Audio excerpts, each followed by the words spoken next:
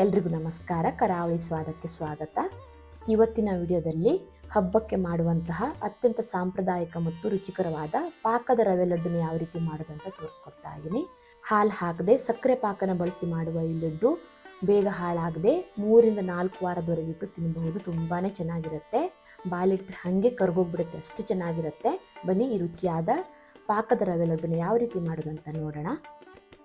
ರವೆ ಲಡ್ಡು ಮಾಡಲಿಕ್ಕೆ ಮೊದಲಿಗೆ ನಾನಿಲ್ಲಿ ಸ್ಟವ್ ಮೇಲೆ ಒಂದು ಪ್ಯಾನ್ ಇಟ್ಟು 5 ಚಮಚ ಆಗುವಷ್ಟು ತುಪ್ಪ ಹಾಕೊಳ್ತಾ ಇದ್ದೀನಿ. ಒಂದು 4 ರಿಂದ 5 ಚಮಚ ಆಗುವಷ್ಟು ತುಪ್ಪ ಹಾಕಿ, ತುಪ್ಪ ಸ್ವಲ್ಪ ಜಾಸ್ತಿ ಹಾಕೊಳ್ಳೋದ್ರಿಂದ ಟೇಸ್ಟ್ ಚೆನ್ನಾಗಿರುತ್ತೆ. ನಂತರ ತುಪ್ಪ ಬಿಸಿ ಆದಮೇಲೆ ಸ್ವಲ್ಪ ಗೋಡಂಬಿ ಮತ್ತು ಬಾದಾಮಿನ ಕಟ್ ಮಾಡಿ ಸೇರಿಸ್ಕೊಳ್ತಾ ಇದ್ದೀನಿ. ಬರೀ ಗೋಡಂಬಿನೂ ಸಹ ಹಾಕ್ಕೊಳ್ಬಹುದು. ಡ್ರೈ ಫ್ರೂಟ್ಸ್ನ ಸ್ವಲ್ಪ ಜಾಸ್ತಿ ಹಾಕ್ಕೊಳ್ಳೋದ್ರಿಂದ ರವೆ ಲಡ್ಡು ತುಂಬಾ ರುಚಿಯಾಗಿ ಬರುತ್ತೆ. ಗ್ಯಾಸ್ನ ಕಡಿಮೆ ಉರಿಯಲ್ಲಿ ಇಟ್ಕೊಂಡು ಸ್ವಲ್ಪ ಕೆಂಪಗಾಗೋ ತನಕ ಚೆನ್ನಾಗಿ ಹುರ್ಕೊಳ್ಳಿ. ನೋಡಿ, ಈ ರೀತಿ ಸ್ವಲ್ಪ ಕೆಂಪಗಾಗೋ ತನಕ ಹುರ್ಕೊಂಡು ನಂತರ ಇದಕ್ಕೆ ಸ್ವಲ್ಪ ಒಣ ದ್ರಾಕ್ಷಿನ ಹಾಕೊಳ್ತಾ ಇದ್ದೀನಿ. ಇದನ್ನು ಸಹ ಗ್ಯಾಸ್ನ ಕಡಿಮೆ ಉರಿಯಲ್ಲಿ ಇಟ್ಕೊಂಡು ಹುರ್ಕೊಳ್ಬೇಕು. ಉರಿನ ಜಾಸ್ತಿ ಇಟ್ಟರೆ ಡ್ರೈ ಫ್ರೂಟ್ಸ್ ಎಲ್ಲ ಸೀದು ಹೋಗಿಬಿಡತ್ತೆ.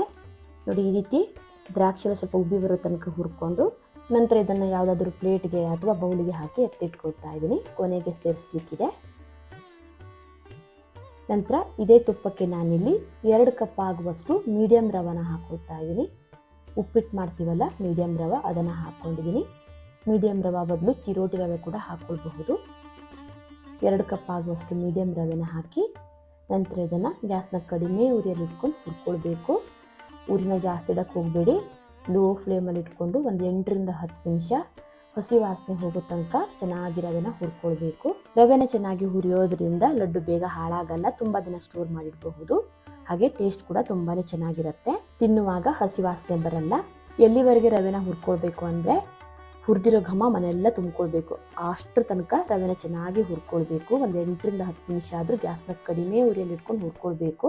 ರವೆ ಕಲರ್ ಚೇಂಜ್ ಆಗೋದಾಗಲಿ ಅಥವಾ ಕೆಂಪಗಾಗೋದಾಗಲಿ ಆಗಬಾರ್ದು. ನೋಡಿ, ಈ ರೀತಿ ಬೆಳ್ಳಗೆ ಇರಬೇಕು. ಬೇಕಿದ್ರೆ ನೀವು ಇದಕ್ಕೆ ಸ್ವಲ್ಪ ಕೊಬ್ಬರಿನೂ ಸಹ ಹಾಕಿ ಹುರ್ಕೊಳ್ಬಹುದು. ನಾನಿಲ್ಲಿ ಕೊಬ್ಬರಿ ಬಳಸ್ತಾ ಇಲ್ಲ. ಕೊಬ್ಬರಿ ಹಾಕೋದ್ರಿಂದ ಕೆಲವೊಂದು ಸಲ ಲಡ್ಡು ಬೇಗ ಹಾಳಾಗೋ ಚಾನ್ಸಸ್ ಇರುತ್ತೆ. ತುಂಬ ದಿನ ಸ್ಟೋರ್ ಮಾಡೋದಾದರೆ ಕೊಬ್ಬರಿನ ಸ್ಕಿಪ್ ಮಾಡ್ಕೊಳ್ಳಿ. ಹೀಗೆ ಒಂದು 8 ರಿಂದ 10 ನಿಮಿಷ ರವೆನ ಚೆನ್ನಾಗಿ ಹುರ್ಕೊಂಡು ಸ್ಟವ್ನ ಆಫ್ ಮಾಡಿ ಇದನ್ನು ಒಂದು ಪ್ಲೇಟಿಗೆ ಹಾಕಿ ಎತ್ತಿಟ್ಕೊಳ್ತಾ ಇದ್ದೀನಿ. ಪದೇ ಪ್ಯಾನಲ್ಲಿ ಇಟ್ಟರೆ ಪ್ಯಾನ್ ಬಿಸಿ ಇರೋದ್ರಿಂದ ತಳದಲ್ಲಿ ಸೀದು ಹೋಗಿಬಿಡುತ್ತೆ, ರವೆ ಕಲರ್ ಚೇಂಜ್ ಆಗಿಬಿಡುತ್ತೆ.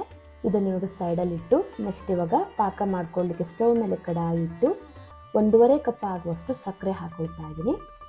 2 ಕಪ್ ರವೆಗೆ 1.5 ಕಪ್ ಆಗುವಷ್ಟು ಸಕ್ಕರೆ ಹಾಕ್ಕೊಳ್ಬೇಕು. ಹಾಗೆ 1 ಕಪ್ ಆಗುವಷ್ಟು ನೀರು ಹಾಕ್ಕೊಳ್ಳಿ. ಅಂದರೆ ಸಕ್ಕರೆ ಮುಳುಗುವಷ್ಟು ನೀರು ಹಾಕ್ಕೊಂಡ್ರೆ ಸಾಕು. 2 ಕಪ್ ರವೆಗೆ 1.5 ಕಪ್ ಆಗುವಷ್ಟು ಸಕ್ಕರೆ, 1 ಕಪ್ ಆಗುವಷ್ಟು ನೀರು ಹಾಕ್ಕೊಂಡ್ರೆ ಪರ್ಫೆಕ್ಟ್ ಆಗಿರುತ್ತೆ. ನಂತರ ಸಕ್ಕರೆ ಕರಗಿ ಕುದಿಲಿಕ್ಕೆ ಬಿಡಿ. ಇದನ್ನು ಇವಾಗ ಒಂದೆಳೆ ಪಾಕ ಬರೋ ತನಕ ಚೆನ್ನಾಗಿ ಕುದಿಸ್ಕೊಳ್ಬೇಕು.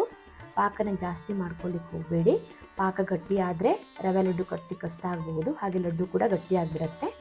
ಒಂದು 2 ರಿಂದ 3 ನಿಮಿಷ ನೋಡಿ, ಈ ರೀತಿ ಕುದಿಸ್ಕೊಂಡ್ಮೇಲೆ ನೋಡಿ ಹೀಗೆ ಚೆಕ್ ಮಾಡಿ ನೋಡಿ, ಇದು ಒಂದೆಳೆ ಪಾಕ ಬರಬೇಕು. ನೋಡಿ, ಈ ರೀತಿ ಒಂದೆಳೆ ಪಾಕ ಬಂದರೆ ಪರ್ಫೆಕ್ಟ್ ಆಗಿರುತ್ತೆ. ಒಂದು ವೇಳೆ ಪಾಕ ಸ್ವಲ್ಪ ಗಟ್ಟಿ ಆಯಿತು ಅನಿಸಿದರೆ 1 ಅಥವಾ 2 ಚಮಚ ಆಗುವಷ್ಟು ನೀರನ್ನು ಸೇರಿಸ್ಕೊಳ್ಳಿ. ಹೀಗೆ ಪಾಕನ ರೆಡಿ ಮಾಡಿಕೊಂಡು ಒಂದು 10 ಚಮಚ ಆಗುವಷ್ಟು ಏಲಕ್ಕಿ ಪುಡಿನ ಹಾಕ್ಕೊಳ್ತಾ ಇದ್ದೀನಿ.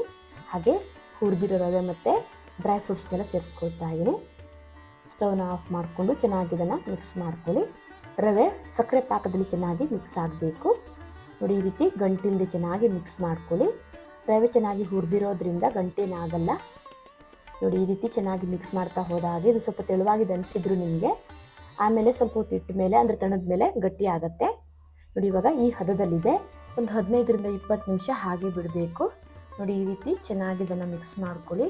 ಪಾಕ ಒಂದ್ಸಲ ರೆಡಿ ಆದಮೇಲೆ ಸ್ಟವ್ನ ಆಫ್ ಮಾಡಿಕೊಂಡು ನೋಡಿ, ಈ ರೀತಿ ರವೆ ಮತ್ತು ಹುರಿದಿರೋ ಡ್ರೈ ಫ್ರೂಟ್ಸ್ನೆಲ್ಲ ಹಾಕಿ ಚೆನ್ನಾಗಿ ಮಿಕ್ಸ್ ಮಾಡಿಕೊಂಡು ಮುಚ್ಚಳ ಮುಚ್ಚಿ ಹಾಗೆ ಬಿಟ್ಬಿಡಿ. ಒಂದು 15 ರಿಂದ 20 ನಿಮಿಷ ಆದಮೇಲೆ ಈ ಮಿಶ್ರಣ ಸ್ವಲ್ಪ ಬಿಸಿ ಇರುವಾಗ ಲಡ್ಡುನ ಕಟ್ಕೊಳ್ಬೇಕು. ತುಂಬ ತಣಿಲಿಕ್ಕೆ ಬಿಡಬೇಡಿ. ಅವಾಗವಾಗ ನೋಡಿ, ಈ ರೀತಿ ಮಿಕ್ಸ್ ಮಾಡ್ತಾನೆ ಇರಬೇಕು. ರವೆ ಪಾಕನೆಲ್ಲ ಹೀರ್ಕೊಂಡು ಮೆದುವಾಗುತ್ತೆ. ನಂತರ ಇದನ್ನು ಈಸಿಯಾಗಿ ಲಡ್ಡು ಕಟ್ಕೊಳ್ಬಹುದು. ತುಂಬ ಡ್ರೈ ಆಗೋ ತನಕ ಬಿಡಬೇಡಿ. ನೋಡಿ, ಈ ರೀತಿ ಚೆನ್ನಾಗಿ ಮಿಕ್ಸ್ ಮಾಡಿಕೊಂಡು ನೆಕ್ಸ್ಟ್ ಇವಾಗ ಲಡ್ಡು ಕಟ್ಕೊಂಡ್ರೆ ಆಯಿತು. ಕೈಗೆ ಸ್ವಲ್ಪ ತುಪ್ಪ ಹಚ್ಕೊಳ್ತಾ ಇದ್ದೀನಿ. ನೆಕ್ಸ್ಟ್ ಇವಾಗ ಲಡ್ಡು ಕಟ್ಕೊಂಡ್ರೆ ಆಯಿತು. ಲಡ್ಡು ಯಾವ ಸೈಜಲ್ಲಿ ಬೇಕು ಅಂತ ನೋಡಿಕೊಂಡು ಅಷ್ಟು ಮಿಶ್ರಣ ತಗೊಂಡು ಉಂಡೆ ಕಟ್ಕೊಂಡ್ರೆ ಆಯಿತು. ಲಡ್ಡು ಚಿಕ್ಕದು ಬೇಕಿದ್ರೆ ಚಿಕ್ಕದು, ದೊಡ್ಡದು ಬೇಕಿದ್ರೆ ದೊಡ್ಡದು ಮಾಡ್ಕೊಳ್ಬಹುದು. ನಾನಿಲ್ಲಿ ಮೀಡಿಯಮ್ ಸೈಜ್ ಮಾಡ್ಕೊಳ್ತಾ ಇದ್ದೀನಿ. ನೋಡಿ, ಈ ರೀತಿ ಕೈಯಿಂದ ಪ್ರೆಸ್ ಮಾಡ್ತಾನೆ ಉಂಡೆ ಮಾಡ್ಕೊಳ್ಳಿ. ಬೇಕಿದ್ರೆ 2 ಕೈಯಿಂದ ಪ್ರೆಸ್ ಮಾಡ್ಕೊಂಡು ಮಾಡ್ಕೊಳ್ಬಹುದು. ನೋಡಿ, ಎಷ್ಟು ಚೆನ್ನಾಗಿ ಬಂದಿದೆ ಅಂತ. ಒಂದು ಚೂರು ಕ್ರ್ಯಾಕ್ ಆಗಲಿ ಏನೂ ಬರ್ತಾ ಇಲ್ಲ. ಎಷ್ಟು ಚೆನ್ನಾಗಿ ಬಂದಿದೆ ನೋಡಿ. ಒಂದು ವೇಳೆ ಪಾಕ ಗಟ್ಟಿಯಾಗಿದೆ, ಸರಿಯಾಗಿ ಕಟ್ಟಲಿಕ್ಕೆ ಆಗ್ತಾ ಇಲ್ಲ ಅಂದರೆ 1-2 ಚಮಚ ಆಗುವಷ್ಟು ತುಪ್ಪನ ಬಿಸಿ ಮಾಡಿ ಕೂಡ ಹಾಕ್ಕೊಳ್ಬಹುದು. ಹಾಲು ಅಥವಾ ನೀರು ಹಾಕ್ಕೊಳ್ಳಿಕ್ಕೆ ಹೋಗಬೇಡಿ, ಬಿಸಿನೀರು ಹಾಕ್ಕೊಳ್ಬಹುದು. ಹಾಲು ಹಾಕಿದರೆ ಲಡ್ಡು ಬೇಗ ಹಾಳಾಗತ್ತೆ. ಒಂದು 4-5 ದಿನ ಇಡಬಹುದು ಅಷ್ಟೇ. ನೋಡಿ, ಈ ರೀತಿ ಲಡ್ಡು ಯಾವ ಸೈಜಲ್ಲಿ ಬೇಕು ಅಂತ ನೋಡಿಕೊಂಡು ಅಷ್ಟು ಮಿಶ್ರಣನ ತಗೊಂಡು ನೋಡಿ, ಈ ರೀತಿ 2 ಕೈಯಿಂದ ಪ್ರೆಸ್ ಮಾಡ್ಕೊಂಡು ಉಂಡೆ ಮಾಡಿದರೆ ಆಯಿತು. ಎಷ್ಟು ಚೆನ್ನಾಗಿ ಬರ್ತಾ ಇದೆ ನೋಡಿ.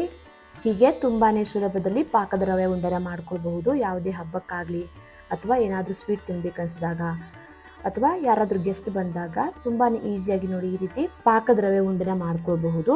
ಕೊಬ್ಬರಿ ಆಗಲಿ ಹಾಲಾಗಲಿ ಏನು ಹಾಕದೇ ಇರೋದ್ರಿಂದ ತುಂಬ ದಿನ ಸ್ಟೋರ್ ಮಾಡಬಹುದು, ಬೇಗ ಹಾಳಾಗಲ್ಲ. ಒಂದು 3-4 ವಾರದವರೆಗೂ ಇಡಬಹುದು. ಫ್ರಿಜ್ಜಲ್ಲಿ ಇಡೋದಾದರೆ 1 ತಿಂಗಳಕ್ಕಿಂತ ಜಾಸ್ತಿ ಇಡಬಹುದು. ಲಡ್ಡು ಹೇಗೆ ಬಂದಿದೆ ಅಂತ ಓಪನ್ ಮಾಡಿ ತೋರಿಸ್ತಾ ಇದ್ದೀನಿ. ನೋಡಿ ಎಷ್ಟು ಚೆನ್ನಾಗಿ ಸಾಫ್ಟಾಗಿ ಬಂದಿದೆ ಅಂತ. ತಣದ ಮೇಲೆ ಇನ್ನು ಸ್ವಲ್ಪ ಗಟ್ಟಿ ಆಗುತ್ತೆ. ಚೆನ್ನಾಗಿ ತಣದ ಮೇಲೆ ಒಂದು ಏರ್ಟೈಟ್ ಬಾಕ್ಸಲ್ಲಿ ಹಾಕಿಟ್ರೆ ತಿಂಗಳವರೆಗಿಟ್ಟು ತಿನ್ನಬಹುದು.